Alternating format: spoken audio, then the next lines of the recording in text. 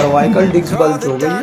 तो अगर आप ये ट्रीटमेंट कराना जमा कैमरा शेयर मुखातिब है, ये कहते हैं कि ये alignment adjustment doctor relax just great excellent yes that's great. आँख से गहरा सांस लें, यस रिलैक्स है, आँख से गहरा। डॉक्टर साहब इनकी अलाइनमेंट एडजस्टमेंट कर रहे हैं और ये अलाइनमेंट का शिकार हैं। तो प्रैक्टिस क्लिनिक कराची साहब के एंकल और नी चलने में एंकल दर्द ये चीज़ करवाना चाहते हैं। ग्रेट ज़बरदस्त ग्रेट निकालें, रिलैक्स।